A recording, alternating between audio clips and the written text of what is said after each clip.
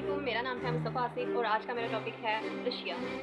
तो आज मैं रशिया के बारे में बात करूँ तो रशिया के बारे में हमारे ज़हन में काफ़ी सारे सवाल आते हैं कि रशिया ने किस तरह से जंगें लड़ी और किन जंगों में उसे शिकस्त हुई और किन जंगों में वो फतह याब हुआ। आज इसके बारे में हम डिस्कस करेंगे।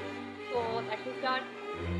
मेरा पहला टॉपिक है नोमैडिक रशिया। नोमैडिक रशिया वो है जिसमें सदियों तक एक ऐसा खिता मौजूद था जिसमें कई सारे खाना बदोश लोग मौजूद थे और इन खाना बदोश लोगों में कई सारे मतलब ऐसे सवाल भी उठाए जाते हैं कि इनके बारे में कोई खास रिकॉर्ड मौजूद नहीं है।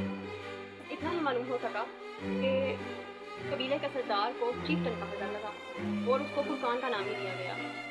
कदीम यूनानी तारीखदान भी अपने फलसफों में लिखा करते थे कि उसे स्काइथियंस का भी नाम दिया गया। 1980 ईस्वी में रोमन्स ने उस इलाके पर कब्जा किया और स्लेव नस्ल को वहाँ पे आबाद किया। अगरचा ये रंगो नस्ल के इलाके पर मबनी थे मगर कबीलों पर छोटे छोटे कबीलों पर इसे बांट दिया गया। अब आगे इसके बाद आ जाता है वाइकिंग्स का दौर में बहुत चालाक और होशियार लोग माने जाते थे। वो अपनी जरिया माश को लूट मार करके और चोरी चकारी करके पूरा करते थे। उस ज़माने में भी उन्हें बहुत चालाक और तेज़ लोगों का दर्जा हासिल था जिसमें उन्होंने कई डकैतियाँ और कई वारदातें की जिनमें आ जाता है नॉर्वे, डेनमार्क, स्वीडन से वो अपने माल दौलत हासिल करते थे लूट मार करके। स्लेव नस्ल के लोगों ने वाइकिंग्स के सरदार रूरिक को दावत दी और उस दावत में उन्होंने ये बयानिया दिया कि इन सारे कबीलों पर आप हुक्मरानी करें, वहाँ के बादशाह आप हो जाएं और उस हुक्मरानी का उन्होंने दावतनामा भेजा।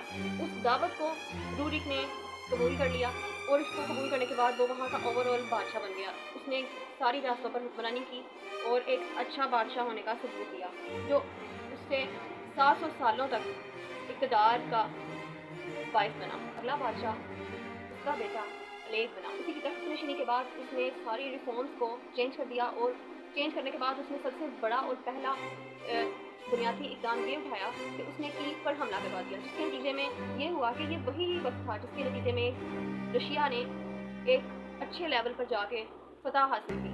जब उन्होंने कीव को हरा दिया, वहाँ पर फतह याबी हासिल की, तो यहीं से रशिया का गोल्डन एरा शुरू होता है। ग्रीक ऑर्थोडॉक्सी जो ईसाईयत का एक अहम तरीका माना जाता है, उसकी तबलीग तो वैसे 9वीं सदी की शुरू में तो शुरू हो ही चुकी थी, लेकिन उसके बाद इसका ज़्यादा रुझान लोगों में तब होना शुरू हुआ जब रूस में कीवियन शहजादी ने इस मज़हब को अपनाया। इस मज़हब को अपनाने के बाद उसने पूरे खत्े में भी इसकी अवेयरनेस लोगों को देना शुरू कर दी जिसके नतीजे में काफ़ी सारे लोग जो थे वो इसके अंदर आ गए और क्रिश्चियनिटी जो है वो इंक्रीज़ हुई। और इसका ज़्यादा रुझान लोगों में तब देखा गया जब कीवियन बादशाह व्लादिमीर को बाज़ंतीनी सल्तनत से ताल्लुक़ रखने के लिए ईसाई मज़हब को इख्तियार करना पड़ा।